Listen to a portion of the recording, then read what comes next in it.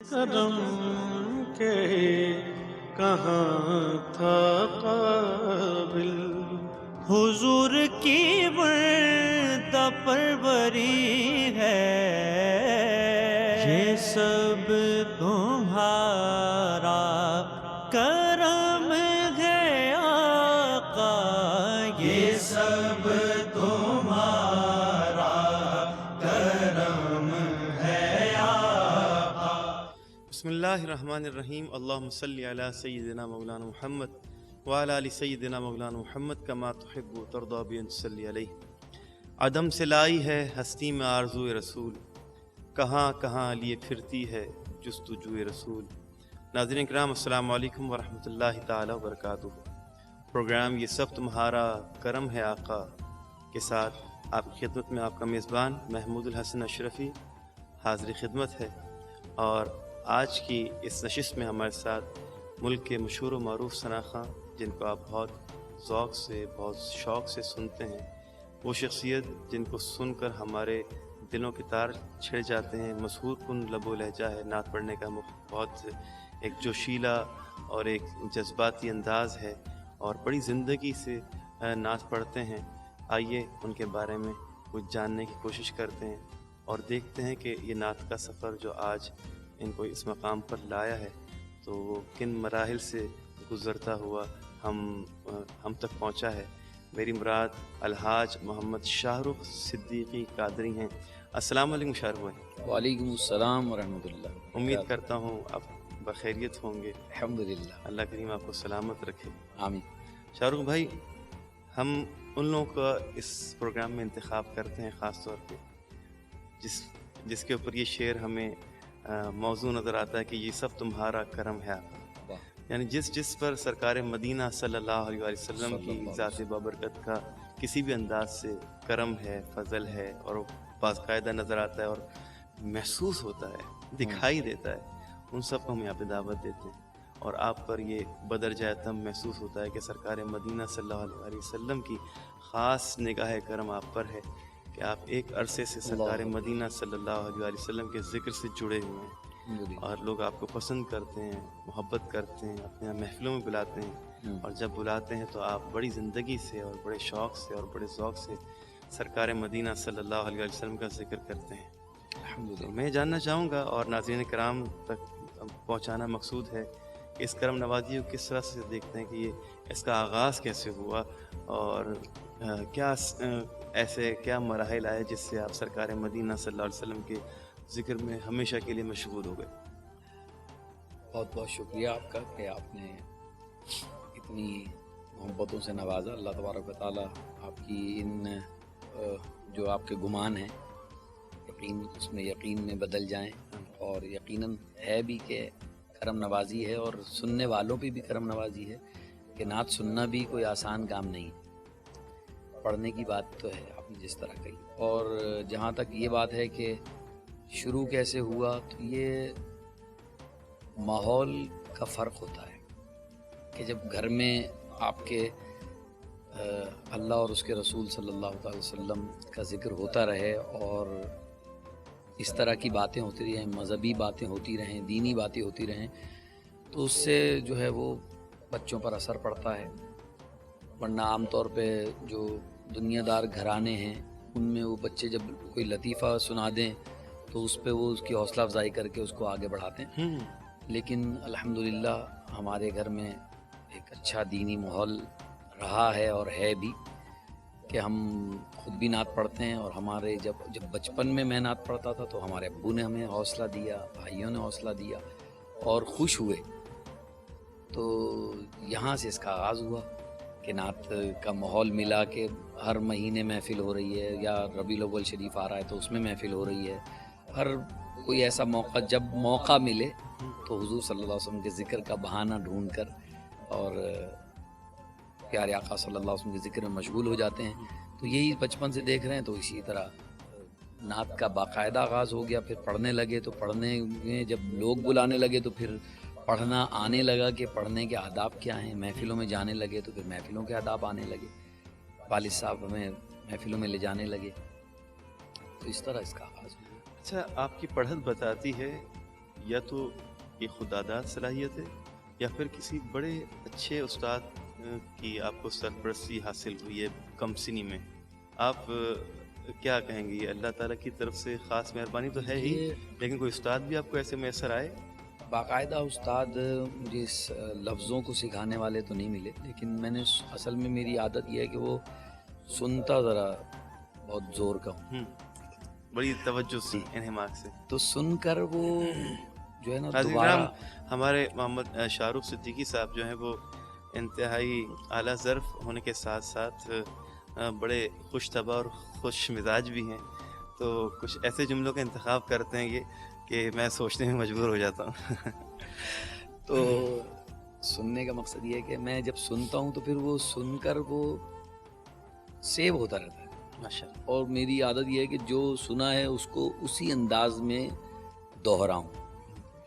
تو اسی وجہ سے بہت سارے احباب کو معلوم ہے کہ میری آواز میں بہت سارے لوگوں کی نقل ہو جاتی ہے، لیکن یہ بے ادبی کے طور پہ نہیں ہے، میں سیکھنے کے طور پہ اس کو دہرائی کر رہا ہوتا ہوں تو وہ بالکل ایسا لگتا ہے کہ جیسے میں ان کی نقل کر رہا ہوں. تو یہ بچپن سے ایک عادت ہے کہ جب ہم بالکل جو بچے نماز پڑھنے جاتے ہیں مسجد میں، تو میں آگے بیٹھتا تھا جمعے کے اندر، آگے بیٹھیں دور بیٹھیں، مجھے ایک ہمارے امام صاحب تھے وہ مجھے بہت پسند تھے. تو وہ جب خطبہ دیتے تھے نا ممبر بیٹھ کے، تو وہ ذرا اپنی داڑھی کو یوں کر رہے ہیں تو وہ مجھے ایک اچھا لگتا تھا. اور جیسے ہی وہ جب میں مطلب آپ یہ دیکھیں کہ اتنی زور سے میں نے مطلب اتنے توجہ سے سنا کہ مجھے بچپن میں جو جمعے کا خطبہ ہے اس کے شروع کے الفاظ یاد ہو گئے تھے. اچھا ماشاء. اور پھر وہ گھر میں آ کے جیسے جمعہ کے بعد اب گھر پہ آئے، ابھی کھانا لگ رہا ہے تو صوفے پہ بیٹھ گئے انہی کی طرح، اور انہی کی طرح جو ہے وہ نقل کر رہے ہیں الحمدللہ الحمدللہ نحمدہ ونستعینہ. تو جس طرح انہوں نے بولا تھا وہ مجھے یاد ہو گیا. تو یہ جو ایک میری عادت ہے، اس نے جو ہے وہ الفاظ کو صحیح طور پر پیش کرنے کے لیے بہت مدد کی. اور ابھی تک میں الفاظ کے اوپر بہت توجہ دیتا ہوں، کیونکہ بہت سارے لوگ ایسے بچے پڑھتے ہیں آج کل کہ وہ طرز کے کو نبھانے کے چکر میں لفظوں کو توڑ دیتے ہیں. جیسے آپ کا نام محمود ہے تو اب مہ پہ رک جائیں گے، پھر سانس لے کے مود بولیں گے، تو یہ تو ایک تو مطلب غلط ہو جائے گا، دوسری بات یہ کہ لفظ سمجھ میں نہیں آیا بولا کیا تھا. تو یہ تھوڑی سی بات ہے. اچھا، اسکول لائف میں جیسے اسمبلی ہوتی ہے، جی بچے جتنے بزرگوں سے ہم بات کرتے ہیں اس حوالے سے تو کہتے ہیں کہ ہم اسکول لائف میں اسکول کی اسمبلی میں تلاوت کیا کرتے تھے، بالکل نعت پڑھا کرتے تھے، قومی ترانہ، ملی نغمہ. جی جی جی یہ تمام چیزیں بھی اس میں مددگار ہوتی ہیں. پہلے تو اسکولوں میں یہ مطلب ایک بہت ذوق و شوق اس میں دلایا بھی جاتا تھا، اور ایک ہوتا ہے نا کہ ایم ہمارا یہ ہے کہ یار کسی نے ہمیں جو ہے نا وہ مس کہہ دیں، آپ جہاں جھنڈا پکڑ کے آج آپ ترانہ پڑھیں گے، بھائی آج آپ کی نعت ہوگی، تو اس دن تو ایک خوشی کا عالم ایک الگ ہوتا تھا. پھر اسکولوں میں جو مقابلے ہوتے تھے اس کی تیاریاں ہوتی تھیں، اور جب ہمارا نام آ جاتا تھا یا اسمبلی میں کسی دن کہہ دیا او ہو، بس اس دن تو رات بھر سمجھے نیند نہیں آ رہی کہ صبح اسمبلی میں مس نے بولا ہے کہ قومی ترانہ آپ پڑھیں گے. یا خوشی میں یا ڈر میں؟ نہیں، خوشی میں. اچھا، مطلب اتنا کانفیڈنس بلڈ ہو گیا تھا. جی الحمدللہ. لیکن اس وقت تو ایک ڈر بھی ہوتا ہے، ٹانگیں کانپتی ہیں، لیکن دل جو ہوتا ہے نا کہ دل میں جو بات ہوتی ہے، بہت بڑا ایک منصب مل رہا ہے کہ جہاں ٹیچرز کھڑے ہوتے ہیں ہمیں وہاں کھڑے ہونے کے لیے ہمیں سعادت ملے گی. کیونکہ بچے سارے تو لائن میں لگے ہوئے، میدان میں اسمبلی لگی ہوئی، لیکن ہم جو ہے وہ اسٹیج پہ جا کر کھڑے ہوں گے اور ٹیچرز کے ساتھ کھڑے ہوں گے. تو یہ ایک اعزاز کی بات ہے. شعر یاد آ گیا مجھے، سرکار نے حسان کو ممبر پہ بٹھایا، آقا کے ثنا خاں کی توقیر بڑی ہے. تو یہ مطلب ثنا خاں کی تو پھر بات ہی الگ ہے نا، ثنا خانی کی بات الگ ہے. تو یہ اسکولوں میں تو بہت شوق تھا کہ ہم اسمبلی میں پڑھیں، نعت پڑھیں، مقابلے میں حصہ لیں. تو اللہ کا شکر ہے. اور ہمارے یہاں اسکول میں روزانہ ایک نعت ہوتی بھی تھی. اچھا، سب سے پہلے کون سا کلام آپ نے پڑھا جو آپ کو یاد پڑا؟ سب سے پہلے تو میں نے ہمارے وطن عزیز کے نامور ثنا خاں استاد ثنا خان الحاج صدیق اسماعیل صاحب کا پڑھا ہوا کلام مدینے کا سفر ہے اور میں نمدیدہ نمدیدہ، یہ پہلے پڑھا جاتا تھا اور میں نے 4 ایک دو سال بول تک اگر پڑھا۔ آپ سنا دیں، اگر انہی کے انداز میں کہ اگر کوئی دور سے سنے۔ اصل میں میری اگر الفاظ ان کے جیسے میچ ہو جائیں تو کوئی اس کو بے ادبی محسوس نہ نہیں کرے۔ تو میں تو اس لیے کیونکہ میرا ایک تصور ہے کہ میں جس ابھی اور طرح بھی انہوں نے پڑھا ہے ابھی اوروں کو بھی سنیں گے آپ سے۔ اس طرح میں اس کو پیش کروں، تو وہ ان کی آواز کیونکہ بڑی بلند ہے اور یقیناً یہ اسی کی برکت ہے کہ میری بھی تھوڑی سی آواز بلند ہو جاتی ہے۔ صلی اللہ علیہ وسلم۔ مدینے کا سفر ہے اور میں نم دیدہ مدینے کا سفر ہے اور میں نم دیدہ جبیں افسردہ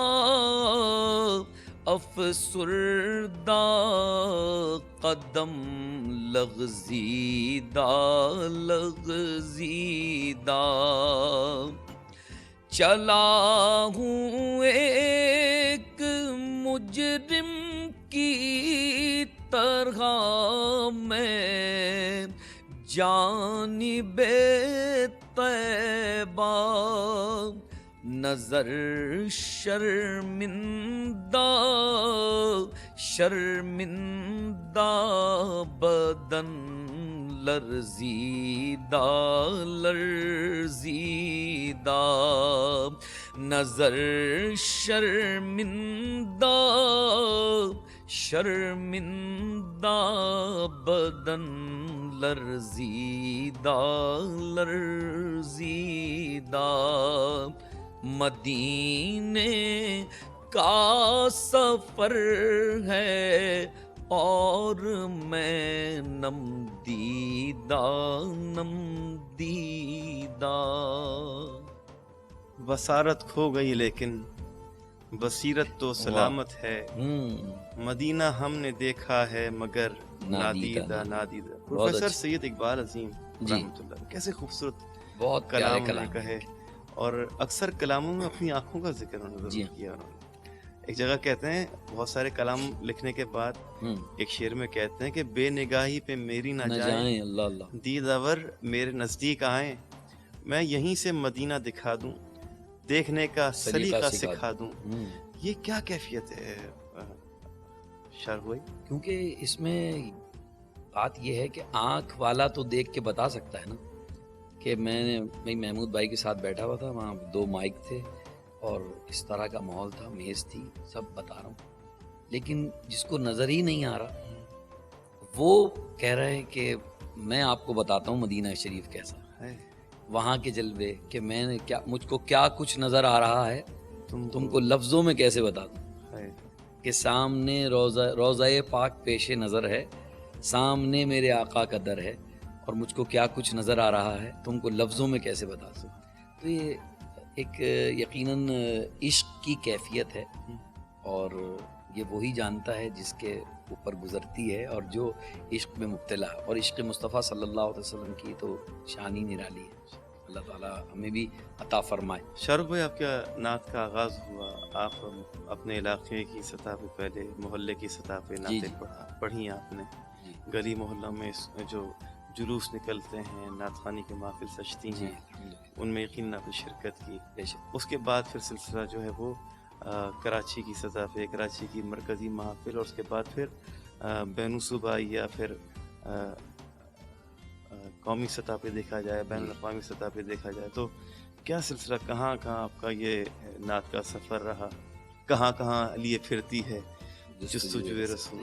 جی بس اسی طرح یہ سفر جس طرح آپ نے بتایا کہ اس طرح شروع ہوا، اور یہ میں تو کہتا ہوں کہ بہت سارے لوگ کہتے ہیں کہ یار وہ ذرا اس نے نا صحیح نہیں پڑھا، مگر تذکرہ اس کا ہو رہا ہے، صحیح نہیں پڑھا مگر تذکرہ اس کا ہو رہا ہے، نعت اس نے ذرا سی نا یہ غلطی کری مگر تذکرہ ہو رہا ہے۔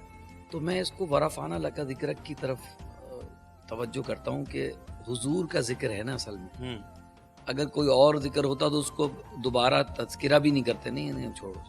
لیکن بار بار اگر غلطی پہ بھی تذکرہ ہو رہا ہے تو یقیناً ورفانہ لکا ذکرک کا حصہ ہے یہ, کہ حضور کا ذکر جیسے بھی ہو رہا ہے, غلطی سے لکنت سے ہو رہا ہے تھوڑا الفاظ میں, لیکن اس کا تذکرہ ہو رہا ہے. تو اسی طرح جب بچپن سے حضور کا ذکر کیا تو اس ذکر کی برکتیں جو ہیں وہ میسر آئیں, اور پھر بڑھتے چلے گئے اور پڑھتے چلے گئے, اور کئی جگہ ملک سے باہر بھی الحمدللہ حاضری کا شرف حاصل ہوا. مدینہ شریف میں بھی حاضری کا شرف حاصل ہوا, پاکستان کے مختلف شہروں میں حاضری ہوئی, اور بڑے زبردست انداز میں محافل سجیں, اور یعنی کہ ایک کیف و سرور کی, یعنی ایسا بھی ہوا ایک دو جگہ میں نے ایسا بھی مطلب جو یاد ہے مجھے کہ میں نے 2.5 گھنٹے پڑھا ہے. ماشاء اللہ.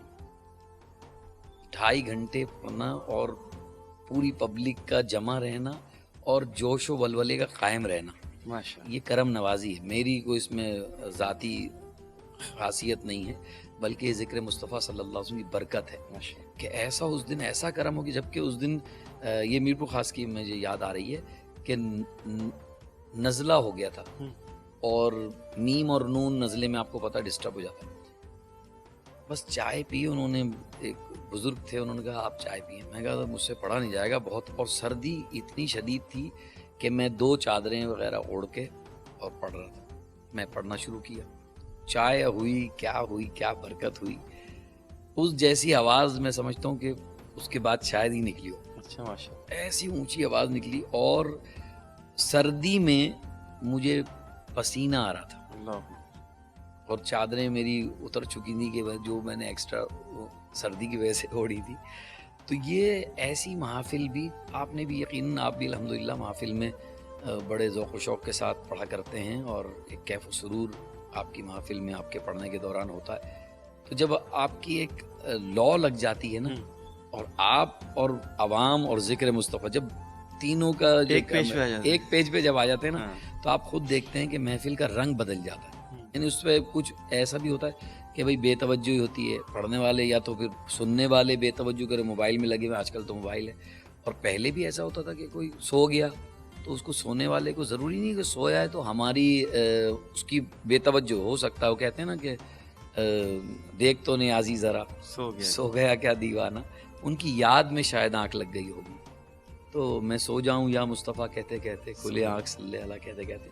تو یہ محفلوں کی کیفیت حضور صلی اللہ تعالی وسلم کے ذکر سے اور توجہ سے جو ہے اس کے اندر رنگ بھر جاتا ہے, اور اس کا جو سننے کا اور پڑھنے کا مزہ ہے نا وہ دوبالا ہو جاتا ہے. اچھا, کون سے ایسے کلام ہیں جو آپ کے ذریعے سے متعارف ہوئے؟ پڑھے ہوئے تو دیکھیں سب نے اپنے اپنے حساب سے پڑھے ہیں. جیسے سبیر رحمانی صاحب نے کعبے کی رونق پڑھا ہے, لکھا بھی ہے. اقبال اسلام کا یہ جو بھی آپ نے میں لب کشا نہیں ہوں, یہ وہ کلام ہے جو میں تقریباً 2001 سے پڑھ رہا ہوں. ماشاء. اور ابھی تک ایسا ہوتا کہ یہ سنا دے ضرور. ماشاء. یہ تو پرانا کلام ہے, پرانا نہیں ہوتا لیکن اولڈ از گولڈ. تو وہ دوبارہ سننے کا لوگوں کو دل چاہتا ہے, اور پھر سنتے ہیں کہ بھئی آپ سنا دیں. تو کچھ ایسے کلام ہیں جو 15 سال 20 سال ہو گئے ان کو پڑھتے ہوئے, اور ابھی اور جب پڑھتے ہیں پھر نیا ایک اس میں رنگ آ جاتا ہے, یا کوئی نئی اس میں چیز اضافہ ہو جاتا ہے. مجھے یاد پڑتا ہے کہ کافی عرصہ پہلے 2002 میں یا 2003 میں یا اس سے پہلے آپ کو خاص طور پہ ادیب رائے پوری صاحب کا کلام سننے کے لیے بلایا جاتا تھا. جی عشق کے رنگ میں رنگ جاؤ میرے یار.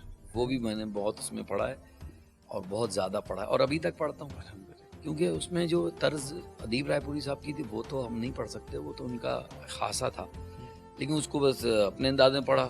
بات یہ ہے کہ نقل تو کری, لیکن اپنی تھوڑی سی اس میں صلاحیتیں جو اللہ تعالی نے دی ہیں اس کو شامل کیا, اور توجہ کے ساتھ اور سمجھ کے پڑھا. کیونکہ جب کلام ہمیں ہی سمجھ میں نہیں آ رہا تو لوگوں کی سمجھ میں کیسے آئے گا؟ صحیح بات. تو لفظوں کے معنی کیا ہیں, لفظ کیا کہہ رہے ہیں, اور جب آپ کو یہ پتا ہو کہ آپ کا لفظ کیا ہے تو وہ پہنچانا آسان ہوتا ہے. بالکل اب ہم ہی گزر گئے جی. تو وہ بھی گزر گئے, تو اثر کم ہو جاتا ہے. اچھا, آج کل محافل نعت میں آداب کے حوالے سے دوبارہ سے آپ نے محسوس کیا ہوگا کہ کراچی میں کوششیں کی جا رہی ہیں. الحمدللہ, جی ہاں, بہت کوشش بھی کی جا رہی ہے اور وہ عمل درآمد بھی کیا جا رہا ہے. کیا اسباب تھے کہ یہ کوشش کرنی پڑ رہی ہیں, اور جو کوشش کر رہے ہیں لوگ ان کو کس نظر سے دیکھتے ہیں, اور ہم اس حوالے سے کیا اپنا حصہ ملا سکتے ہیں کہ محافل نعت کے آداب کو ملحوظ رکھا جائے, اور پہلے آپ نے کیا آداب دیکھیں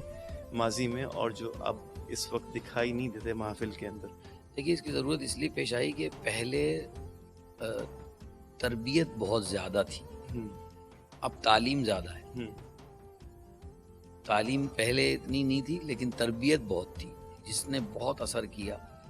کہ جیسے کہ ابھی میں نے شروع میں آپ سے کہا کہ بیٹھنے کا طریقہ یہ تعلیم سے تھوڑی آئے گا.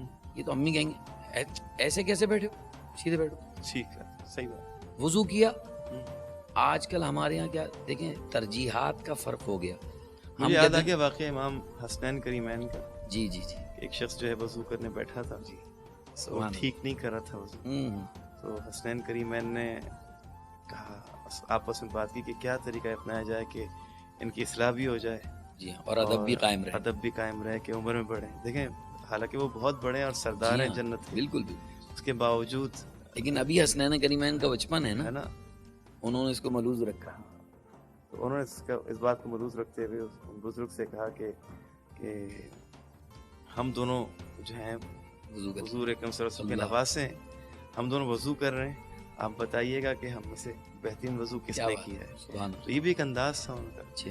ہمارے بزرگوں کا یہ انداز تھا. امام غزالی سے بھی ہم نے سنا ہے کہ وہ کہتے ہیں کہ اگر کسی کو بھرے مجمع میں اگر تم اصلاح کرنے لگو گے تو کبھی اس کی اصلاح نہیں کر پاؤ گے, لیکن ہاں اگر اس کو تنہائی میں سمجھاؤ گے تو وہ سمجھ لے گا تمہاری بات. تو اسی طرح تربیت کا اوپر بات یہ ہو رہی تھی کہ اب پھر جب تربیت نہیں رہی تو جس کی مرضی جیسے ہی کر رہا تو کہنا بھائی یہی صحیح ہے, مجھے یہ اچھا جملہ یہ آ رہا ہے, مجھے یہ اچھا لگ رہا ہے. جبکہ یہ مجھے اچھا لگنے کا ذکر نہیں ہے, یہ اللہ رسول کو اچھا کیسے لگ رہا ہے, ہمیں اس پہ زیادہ توجہ دینی ہے کیونکہ ذکر ان کا ہے. اس کے جو طریقے ہیں, طور طریقے جو علماء نے, جو شریعت نے بتائے ہیں, اس کے اندر رہ کر کریں گے کام تو وہ اچھا بھی لگے گا اور اس پہ کوئی آپ کی بے ادبی آپ کی بھی نہیں ہوگی اور ذکر کی بھی نہیں ہوگی. تو یہ جب ایسا ہونے لگا تو اس پہ پھر جو بادب لوگ تھے ان کی توجہ بھائی اس کو کچھ کریں, کیونکہ پہلے لوگ تربیت کرتے, اب تربیت حاصل بھی نہیں کرنا چاہتے. بھائی بس بھائی ہم ایسے ہی کریں گے, یہ جملہ بول کے آگے نہیں بڑھنا چاہیے. میں ایک جج صاحب کے گیا تھا پروگرام میں, تو انہوں نے بہت خوبصورت انتظامات کیے تھے محفل کے حوالے سے. تو میں ان کے ہاں گیا اور میں نے تعریف کی کہ بھائی آپ نے بڑا اچھا انتظام کیا. تو انہوں نے کہا کہ مجھ سے پوچھا کہ آپ علامہ حسن حقانی صاحب کو جانتے ہیں؟ تو میں نے کہا کہ ہم تو پلے بڑے ان کی گود میں, بالکل صحیح, ان سے پڑھا بھی ہے الحمدللہ. اور میرے والد صاحب کا ان سے بہت اچھے مراسم تھے, بہت اچھے تعلقات تھے, اور میرے والد صاحب پہ ان کی بڑی توجہ تھی, اور والد صاحب بڑی شفقت فرماتے تھے, اور ان کی وجہ سے مجھ پہ بھی شفقت فرماتے تھے. تو انہوں نے کہا کہ حقانی صاحب فرماتے تھے رحمۃ اللہ علیہ کہ ایک ہوتا ہے انتظام ہوتا ہے, اور ایک ہوتا ہے حسن انتظام. واہ, ٹھیک ہے نا. تو ہماری محفل کے اندر جو ہے پہلے حسن انتظام ہوا کرتا تھا, اور وہ حسن انتظام صرف ظاہری محفل کو سنوارنے کے لیے نہیں ہوتا تھا بلکہ باطنی طور پہ بھی انتظام کیا جاتا تھا. اس میں انتظام یہ ہوتا تھا جب محفل میں نعت خواں ہو, محفل سجانے والے ہوں, محفل میں شریک ہونے والے ہوں, وہ حسن انتظام کے ساتھ آتے تھے.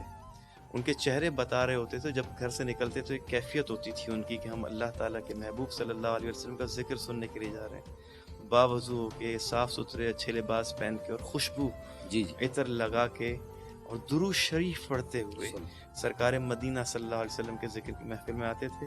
محفل کے ارادتاً آتے تھے, مطلب اب ارادہ نہیں ہے, گزرے اچھا ہاں یار یہ یا سنا ہوا تھا, اچھا ہاں یار چکر لگائیں گے. یہ چکر لگانا جو ہے نا, یہ بھی ایک مطلب بس چکر لگ گیا تو صحیح ہے, ورنہ ارادتاً آنے کے لیے تو پھر اعتماد. دیکھیں ارادتاً کہاں جا رہے ہیں؟ ولیمے میں. ارادتاً سالگرہ میں. کیسے تیار ہو ارادتاً جا رہے ہیں کسی وزیر سے مشیر سے ملنے جا رہے ہیں تو ارادتاً جا رہے ہیں, تو اس کے انتظامات کر رہے ہیں. مگر حضور کا ذکر, ہاں یار تھوڑی دیر بیٹھوں میں, یہ جملہ صحیح نہیں. آپ ارادہ کر کے کیوں نہیں آ رہے؟ کیونکہ آپ نے سنا ہوا ہے اور ہم سے یقیناً ہم نے سب نے سنا ہے کہ انما الاعمال بالنیات, کہ نیت عمل کا دار و مدار ہی نیت. تو آپ نیت کر کے گھر سے اگر چلیں کہ علماء کی زیارت ہوگی, حضور صلی اللہ علیہ وسلم کا ذکر سنیں گے, باوضو جائیں گے تو وضو کرنے کا ثواب ملے گا, وہاں سبحان اللہ کہیں گے, وہاں اچھی باتیں سنیں گے, تو یہ ساری نیتیں جب شامل ہو جائیں گی, اچھی نیتیں, تو یقیناً ثواب کا, اور پھر آپ کی کیفیت بدلنا شروع ہو جائے گی. میں ایک محفل میں گیا تو ان کے گھر والوں نے پوچھا مجھ سے کہ آپ کتنے فیملی ممبرز ہیں, کتنے لوگ ساتھ رہتے ہیں؟ تو میں نے بتایا اتنے. انہوں نے کہا ٹھیک ہے. اب جس دن محفل تھی اس سے ایک دن پہلے انہوں نے مجھے کہا کہ آپ جس وقت محفل میں آ رہے ہیں تو آپ محفل سے جب جائیں گے تو ہم آپ کے پوری فیملی کے لیے کھانا بھیجیں گے, تو آپ نے جو ہے وہ گھر بتا دینا ہے, انتظام نہیں کرنا گھر پہ کھانے کا. ایک اور محفل میں گئے تو وہاں پہ پوچھا آپ کتنے افراد ہیں, بیوی بچے, بچوں کی عمریں کیا ہیں. اب میں جب ان کے یہاں گیا تو پتہ چلا کہ انہوں نے میری بیٹی کی عمر کے حساب سے الگ, بیٹے کی عمر کے حساب سے الگ, چھوٹی بیٹی اس کے حساب سے الگ تحفے تحائف میری بیگم کے لیے یا والدہ کے لیے, میرے لیے الگ مختلف. ماشاءاللہ. تو اب میں جب ان کے یہاں سے آیا تو تحفے تحائف جب میں نے دیکھے کہ نبی پاک علیہ السلام نے سناخا کو بڑی توقیر سے بلایا اور ایک ایک چیز کا پوچھا اور خود سے تحفے ارینج کیے. اب یقیناً گئے ہوں گے شاپنگ کرنے کے لیے, اہتمام کیا, انتظام کیا اور بڑے اچھے سے مجھے دیے. تو کیا ہوا کہ میرے ذہن میں وہ شخص یاد ہو گیا اور دل سے اس کے لیے ایک دعا نکلی. ایک میں ایک مثال دے رہا ہوں, نہ میں کسی کو ترغیب دے رہا ہوں, نہ میرا کوئی اس کو یہ نہ سمجھے. میں مقصد بتانے کا یہ ہے کہ جب ہمارے ساتھ کوئی اس طرح کا معاملات کرتا ہے تو ہم کتنا خوش ہوتے ہیں, ہے نا, کتنا خوش ہوتے ہیں. اب جب سرکار مدینہ اللہ تعالیٰ کے محبوب صلی اللہ علیہ وسلم کے ذکر کی محفل کو کوئی شخص سجا رہا ہو, اس کے لیے بہترین ثناء حضرات کو بلا رہا ہو اور بہترین انتظامات کر رہا ہو اور باطنی طور پہ بھی انتظام کر رہا ہو اور ظاہری طور پہ بھی انتظام کر رہا ہو, تو اللہ کی طرف سے اس شخص کے اوپر کتنی انعام و اکرام کی بارش ہوگی, اور محفل کے آداب کو بھی مرہوز رکھ رہا ہو. تو یہ تمام چیزیں کتنی ضروری ہیں. اور میں آپ کو یہ بتاؤں کہ ایک مرتبہ میں سندھ اسمبلی میں اجلاس دیکھنے کے لیے مجھے موقع ملا تھا, تو وہاں میں نے دیکھا کہ ایک ایک کونا جو ہے نا وہ سجا ہوا ہے, یعنی کارپیٹ کا کونا مڑا ہوا نہیں ہے. ٹھیک ہے, ہر چیز چمک رہی ہے. جہاں کسی وزیر نے بیٹھنا اس کی سیٹ کا نظام الگ ہے, عام ممبر, لیکن صرف چلنے کی ریڈ کارپیٹ اس کے اندر پڑے ہوئے ہیں. تو وہ بہت پرانی بات ہے. اس کے بعد سے پھر جب بھی میں نے محفل سجائی ہے نا, تو میری عادت ہے کہ میں ایک ایک کونا اس کا صحیح کرتا ہوں. میں کہ جب ان کا یہ دنیا دار کے جو مرتبے ہیں دنیا داری کے, اس کے لیے اتنا انتظام کر رہے ہیں کہ کونے مڑنے سے اس کو کیا فائدہ, نقصان ہوگا, لیکن وہ کہہ رہے بھائی نہیں پروٹوکول ہے یہ. تو میں کہا ان کا اتنا پروٹوکول ہے تو ذکر مصطفیٰ صلی اللہ علیہ وسلم کا کتنا پروٹوکول ہونا چاہیے کہ جو بھی آ رہا ہے کہ ہم اس کو سجاوٹ اچھی کریں, صاف ستھری چیزیں بچھائیں, انتظام و انصرام کریں, بیٹھنے کا انتظام صحیح کریں. تو یہ کسی کے لیے نہیں بلکہ ذکر مصطفیٰ صلی اللہ علیہ وسلم کے ادب کے لیے ہمیں کرنا چاہیے, اور اس سے پھر آپ دیکھیں روحانیت کیسی آئے گی. ورنہ کہیں بھی کھڑے ہو کے ذکر کر لیں, کوئی ایسی بات نہیں.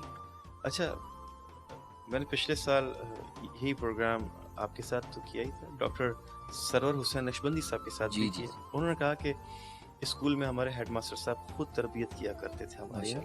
انہوں نے دیکھا, محسوس کیا کہ صلاحیت ہے بچے میں, تو انہوں نے پھر میرے گھر تک آئے, ایک استاد کو اور بھی لے کر آئے کہ بھائی اس کو ہمارے اسکول میں ہی آگے پڑھنا ہے, 9th اور 10th کلاس میں بھی, اور ہم اس میں صلاحیت دیکھتے ہیں نعت کی. پھر اس کے بعد جب وہ کالج گئے تو وہاں پہ اردو کے اچھے شاعر استاد ان کو مل گئے, منصور تابش صاحب یا کوئی اور, مجھے نام ان کا ذہن میں نہیں ہے. پھر اسی طرح سے ان کے مشائخ کی طرف سے بڑی سرپرستی رہی. پھر ان کو دیگر اساتذہ جو ہیں وہ مل گئے جو اردو اور نعت سے جن کا تعلق تھا. محمد علی ظہوری قصوری صاحب رحمۃ اللہ علیہ کا ان کو ساتھ مل گیا. تو وہ تو نابغہ روزگار شخصیات تھیں ساری کی ساری. اب یہاں پہ پاکستان میں کراچی میں اگر دیکھا جائے تو شاہ فیصل کالونی میں جو لوگ رہے ماضی میں تو ان کو بھی جو ہجرت کر کے اس وقت شعراء اور دیگر بزرگ آئے تھے اور جو ان چیزوں کو جانتے سمجھتے چند ایک کو ان کی قربت نصیب ہوئی رشید وارثی صاحب کی اور دیگر شعراء کی تو آداب الفاظ اور شاعری سے ان کو بڑا فائدہ ہوا خاص طور پہ وہ احباب جن کا نقابت سے شعر گوئی سے تعلق رہا ان کو بہت فائدہ پہنچا. آج کے دور کے جو نئے نعت خواں آ رہے ہیں تو ان کی تربیت کیسے ہو, ان کو کیا مشورہ دیں کہ وہ کیا کریں, ان کو وہ تمام چیزیں میسر نہیں, نہ لوگوں کے پاس وقت ہے, تو کیا ایسا انداز, کیا کوئی ایسا مختصر کوئی طریقہ کار بتایا جائے کہ وہ لوگ بھی تمام چیزوں کو, کیونکہ پی ٹی وی پر بھی جو لوگ نعت پڑھنے جاتے تھے پہلے تو وہاں پہ پہلے کلام لکھا جاتا تھا, اس کی دھن بنائی جاتی تھی, پھر دیکھا جاتا تھا کون اس دھن کے اوپر اچھے سے پڑھ سکے گا اس شخص کو, پھر اس کی ریہرسل کرائی جاتی تھی, الفاظ کا اہتمام, اس کی طرز کے آداب کا, طرز کے اندر بھی ایک ادب پایا جاتا ہے نا, تو تمام چیزیں ایک باقاعدہ ریہرسل ہر چیز ہوتی تھی. میں عرض یہ کروں گا کہ سب سے پہلے تو نعت خواں جو بھی نعت پڑھ رہے ہیں اس دور میں ذرا وہ سن کے نعت خواں بن رہے ہیں, یعنی آپ کو سنا اور آپ کو کاپی پیسٹ کر دیا انہوں نے, ٹھیک ہے, آپ کا آغاز بھی ایسے ہی ہوتا ہے جی, کاپی کر رہے ہیں لیکن کہیں تو دیکھیں, کسی دن کتاب تو کھولیں کہ لفظ بولنا کیا ہے. اب ہوتا دیکھیں اس وقت تو پھر بھی ساؤنڈ کا ایفیکٹ اتنے نہیں تھے, آج کل ساؤنڈ ایفیکٹس اتنے ہیں کہ وہ لفظ کہیں کا کہیں چلا جاتا سننے میں. تو اس لیے بس یہ گزارش یہ ہے کہ لفظوں کو ضرور ایک مرتبہ لکھا ہوا دیکھیں اور پھر کسی علماء سے جڑ جائیں, علماء کو دکھا دیں حضرت یہ پڑھنا ہے مجھے, تو علماء تو پڑھے لکھے ہوتے ہیں اور ان الفاظ کے لیے خاص طور پر کہ لفظوں میں پوری تقریریں ہوتی ہیں, تو وہ لفظوں کا آپ کو بتاتے ہیں کہ یہ لفظ اس طرح پڑھنا ہے.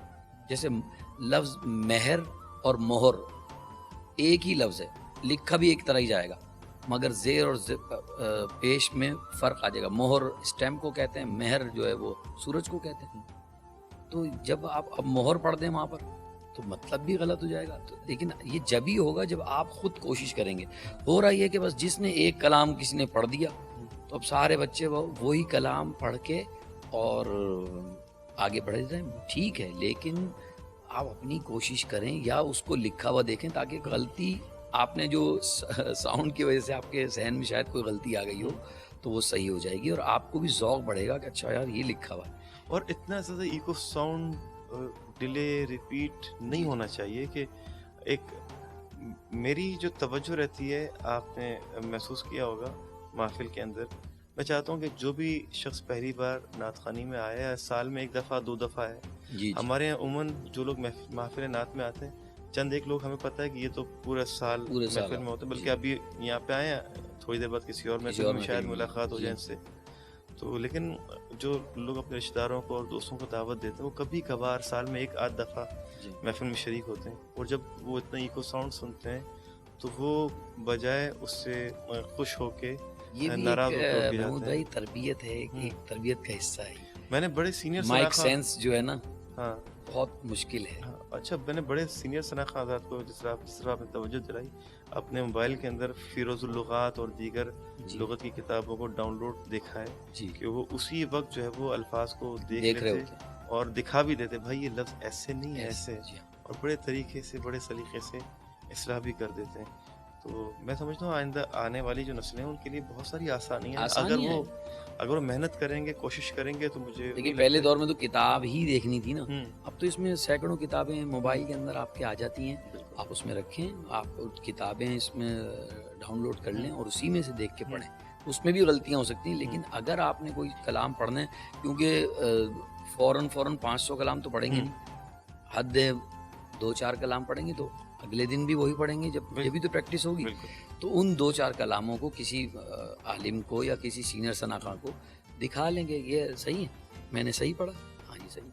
تو اب طرزوں کا بھی یہی ہے. پھر ساؤنڈ ایفیکٹ جو ہے نا وہ ریکارڈنگ کے وقت تو بہت ساری چیزیں اس میں ڈالی جاتی ہیں, لیکن جب آپ محفل میں آتے ہیں تو محفل میں وہ سارے ایفیکٹس تو آپ کو نہیں ملیں گے. بالکل. اچھا, بس یہ آخر میں آپ سے یہ جاننا چاہوں گا کہ فروغ نعت خوانی کے حوالے سے ARYQTV کا کردار کیسے دیکھتے ہیں؟ دیکھیے اس میں ARYQTV نے تو بہت بڑا حصہ ہے QTV کا، کیونکہ نعت خوانی کو ایک جدید سمت میں لانے کے لیے بڑا کردار ادا کیا ہے، اور یقیناً یہ 20-25 سال ہو گئے ہیں، تو اس کی وجہ سے بھی بہت زیادہ شوق بڑھا، کیونکہ پہلے تو نعت خوانی ہمارے علاقے میں ہو گئی، ہم نہیں دیکھی، اس کی مووی بنا لی تو مووی وہ کبھی فیملی میں دیکھ لی، لیکن ٹی وی پر اور اتنے ادب والا جو میں سلسلہ ہے QTV کا، جس میں بہت زیادہ ادب و آداب کا خیال رکھا جاتا ہے، خاص طور پر QTV کے لیے کہہ رہا ہوں، کیونکہ میں نے کافی عرصہ الحمدللہ آپ کے ساتھ ہیں، شروع سے چل رہے ہیں، تو دیکھ رہے ہیں کہ بہت زیادہ علماء کرام جو ہے اس میں توجہ رکھتے ہیں کہ کلام کون سا پڑھا جا رہا ہے، اس کی طرز کیا کہی جا رہی ہے، کس موقع پہ کون سا کلام پڑھا جا رہا ہے، تو یہ سارے الحمدللہ ایسے ہی نہیں کہ ٹی وی پہ جی چلیں شروع کریں بھائی پہلے بتائیں آپ کیا پڑھیں گے، کیسے ہوگا، پروگرام کی نوعیت کیا ہے، وہ ساری چیزیں بتائی جاتی ہیں، اور یہ چیزیں سب کو سکھائی گئی ہیں، جو یہاں سے وابستہ ہوئے ان کو پتہ ہے کہ کس طریقے سے QTV فروغ نعت کے لیے کام کر رہا ہے۔ اللہ تبارک و تعالیٰ حاجی صاحب کو اور تمام QTV کی ٹیم کو دونوں جہاں کی برکتیں عطا فرمائے، اور جتنے علماء اس کے ساتھ کام کر رہے ہیں، اصلاح کر رہے ہیں، اللہ ان کے علم و عمل میں برکت عطا فرمائے، اور آپ کو بھی بہت برکت عطا فرمائے، آپ بھی ماشاءاللہ بڑی خدمات انجام دے رہے ہیں۔ شاہ رخ بھائی آپ کی آمد کا تہ دل سے بہت بہت شکریہ، اللہ تعالیٰ آپ بہت کی شکریہ، اس آمد کے برکت سے جو نئے آنے والے ثنا خواں حضرات ہیں، اللہ کرے ان تک آپ کی بات پہنچ جائے، ان کے دل میں اتر جائے، اور وہ آئندہ آنے والی نسلیں ان چیزوں کو سمجھیں اور سمجھ کر عمل کرنے کی توفیق عطا فرمائے اللہ تعالیٰ ان کو۔ میں بہت شکر گزار ہوں آپ کا۔ ناظرین کرام، ہمارے ساتھ الحاج محمد شاہ رخ صدیقی قادری صاحب رونق افروز سے، اللہ تعالیٰ ان کو سلامت رکھے۔ آپ کے فیڈ بیک کا انتظار رہے گا، اور میں چاہوں گا کہ آپ اپنا فیڈ بیک دیں، اور آپ کے مشورے انشاءاللہ وہ ہمارے لیے انتہائی اہم ہوتے ہیں، اور ہم کوشش کرتے ہیں ان مشوروں کے مطابق اپنے پروگرام کے اندر بہتری لا سکیں۔ اللہ کریم آپ کو سلامت رکھے۔ اگلے پروگرام میں آپ سے ملاقات ہوگی انشاءاللہ۔ اس قدم کے کہاں تھا قابل، حضور کی بردہ پروری ہے